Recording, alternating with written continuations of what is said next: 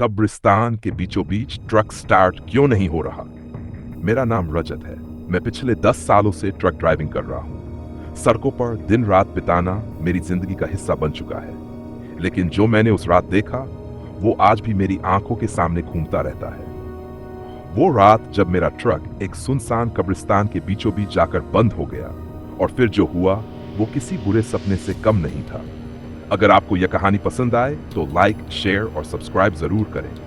रात के 2 बज चुके थे। मैं अकेला था, गहरी सड़क पर ट्रक दौड़ा रहा था। मेरे ट्रक का टायर पंक्चर हो गया था और मजबूरी में मुझे उस रास्ते पर जाना पड़ा जो शॉर्टकट तो था, लेकिन एक डरावनी कहानी के लिए सबसे सही जगह भी। आसमान में बादल छाए हुए थे, ठंडी हवा चल रही थी, हल्की हल्की बारिश होने लगी। मुझे एहसास हुआ कि यह रास्ता बिल्कुल सुनसान था, ना कोई गाड़ी, ना कोई इंसान। कुछ किलोमीटर चलते ही मेरी हेडलाइट्स कब्रों पर पड़ी। आगे एक बड़ा सा कब्रिस्तान था। मैंने खुद को समझाया, डरने की जरूरत नहीं है, बस ट्रक निकालना है और निकल जाना है। मैंने ट्रक का एक्सीलेटर दबाया और आगे बढ़ा। लेकिन जैसे ही मैं कब्रिस्तान के बीच पहुंचा, ट्रक एक झटके से बंद हो गया। खटाक। मुझे लगा शायद कोई मैकेनिकल दिक्कत होगी। मैंने चाबी घुमाई, ट्रक स्टार्ट नहीं हुआ। तभी अचानक मेरे पीछे से किसी ने धीरे से कहा, रुक जाओ। मेरा पूरा शरीर सुन्न पड़ गया। दूसरा भाग, साए जो नजर नहीं आते, मैंने अपने पीछे देखा। अचानक ट्रक की हेडलाइट्स अपने आप बंद हो गई। पूरा कब्रिस्तान घने अंधेरे में गया। मेरी सांसें तेज हो गई। मैंने फिर से चाबी घुमाई। खर्र खर्र। ट्रक अब भी स्टार्ट नहीं हुआ। अचानक मेरी खिड़की पर किसी ने दस्तक दी। टक टक। मैंने देखा, खिड़की के बाहर कोई खड़ा था।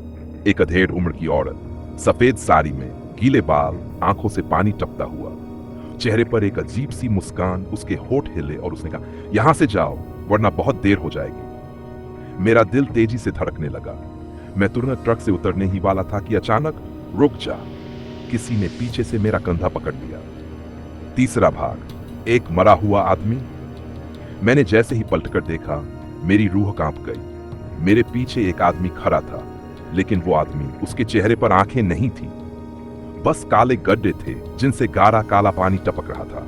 उसकी गर्दन टेढ़ी थी और उसके मुंह से कुछ बुदबुदाने की आवाज आ रही थी। तू बच नहीं पाएगा, वो फुसफुसाया।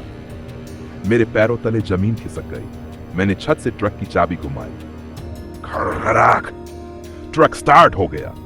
मैंने पूरी ताकत से एक्सीलेटर दबाया, लेकिन ट्रक एक इंच भी नहीं हिला, जैसे किसी ने उसे पकड़ रखा हो। मैंने शीशे में पीछे देखा। अब वो आदमी अकेला नहीं था, उसके साथ दर्जनों परछाइयां खड़ी थी। चौथा भाग, सच का सामना। मैंने खुद को संभाला और ट्रक से बाहर कूद गया। बारिश तेज हो गई थी कि तभी, रजत, ये तेरा ही घर है। मैंने कब्रिस्तान की तरफ देखा। वहां एक कब्र थी, उस पर लिखा था, रजत मेहता। मेरा दिमाग सुन्न पड़ गया। क्या? मैं तो जिंदा था। फिर ये कब्र मेरी कैसे हो सकती थी? तभी वो औरत मेरे पास आई और धीरे से बोली। मैंने अपने हाथों को देखा, वो धीरे धीरे धुंधले हो रहे थे। मैं चीखने लगा, नहीं, ये झूठ है, मैं जिंदा हूं। लेकिन कोई मेरी आवाज नहीं सुन सकता था। मेरी हड्डियां चटकने लगीं, मेरी आंखों के सामने अंधेरा छा गया, और अगली ही पल मैं कब्र के अंदर था, वहीं दफन जहां मेरा नाम लिखा था। परंतु कहानी यहां खत्म नहीं होती। मेरा नाम रजत था, या शायद मैं अब भी रजत हूं, मुझे खुद नहीं पता। लेकिन एक बात तय है, मैं मर चुका हूं, पर मेरी कहानी अभी खत्म नहीं हुई। अगर तुम दिल के कमजोर हो तो यही रुक जाओ, क्योंकि जो सच मैं बताने वाला हूं वो तुम्हारी नींदें उड़ा देगा। पहला भाग, जो दिखता है वो सच नहीं होता। मैं कब्रिस्तान में दफन था, पर मैं मरा नहीं था। मैं महसूस कर सकता था कि मेरे ऊपर मिट्टी गिर रही थी। मैं चीख रहा था, छटपटा रहा था, लेकिन मेरी आवाज कोई नहीं सुन रहा था। फिर एक अजीब सी शांति छा गई। मैंने अपनी आंखें खोली, और जो मैंने देखा उसने मेरी रूह कंपा दी। मैं वापस ट्रक में था। दूसरा भाग, वक्त का खेल। रात के 2:05 मेरे हाथ स्टीयरिंग पर थे। मेरे कपड़े वैसे ही गीले थे जैसे बारिश में भीगने के बाद हुए थे। लेकिन एक बात अलग थी, मेरी ट्रक की विंडशील्ड पर किसी ने कुछ लिखा था, भाग जा, इससे पहले कि बहुत देर हो जाए। मैंने खिड़की से बाहर देखा। वो औरत फिर से खड़ी थी, पर इस बार उसके चेहरे पर सिर्फ डर था। मैंने तुझे जाने के लिए कहा था, वो फुसफुसाई। मुझे लगा कि ये फिर से कोई सपना है, पर तभी मेरे पीछे से किसी ने मेरा नाम पुकारा। मैंने शीशे में देखा, ट्रक के पीछे वाली सीट पर कोई बैठा था। तीसरा भाग, कौन हूं मैं? मैंने धीरे से शीशे की तरफ देखा। वहां एक परछाई थी। तू अब भी नहीं समझा है ना? वो परछाई मेरे चेहरे की शक्ल में डलने लगी, और फिर वो मैं था, पर उसकी आंखें काली थीं। उसके होंठों से खून टपक रहा था। उसने एक भयानक मुस्कान दी और कहा, अब इस ट्रक को तू नहीं, मैं चलाऊंगा। चौथा भाग, कैद जो कभी नहीं खत्म होगी। मैंने चीखते हुए ट्रक से बाहर छलांग लगाई, पर जैसे ही मैं बाहर निकला, मैं फिर से उसी कब्र के पास खड़ा था जहां मेरा नाम खुदा हुआ था। फिर वो बूढ़ा आदमी आया। अब तुझे समझ में आया?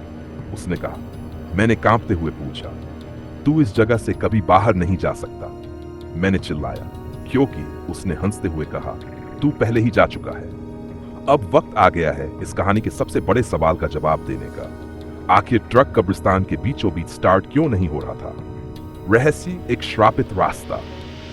ये जगह कोई आम कब्रिस्तान नहीं थी, ये एक श्रापित जमीन थी। यहां दफन लोगों की आत्माएं कभी मुक्त नहीं हुई।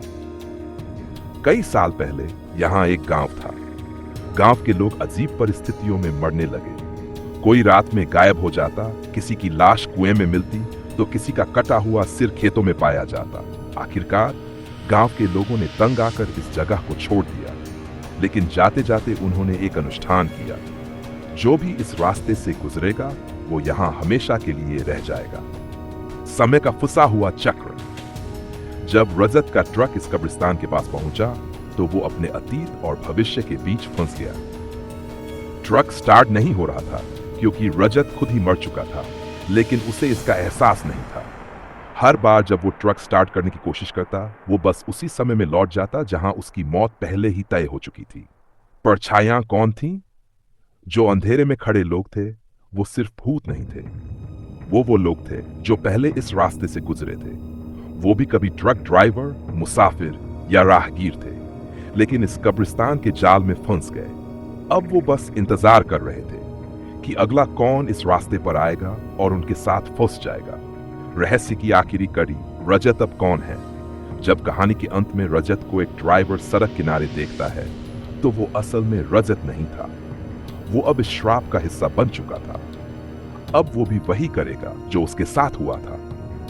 वो अब किसी और को इस जाल में फंसाने के लिए तैयार था।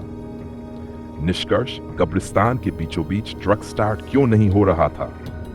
क्योंकि जो एक बार यहां आता है वो कभी वापस नहीं जाता। अब सवाल तुमसे, अगर कभी तुम्हारा ट्रक या गाड़ी किसी सी सुनसान जगह पर अचानक बंद हो जाए, तो क्या तुम बाहर निकलोगे? कहीं ऐसा तो नहीं कि तुम भी पहले ही मर चुके हो?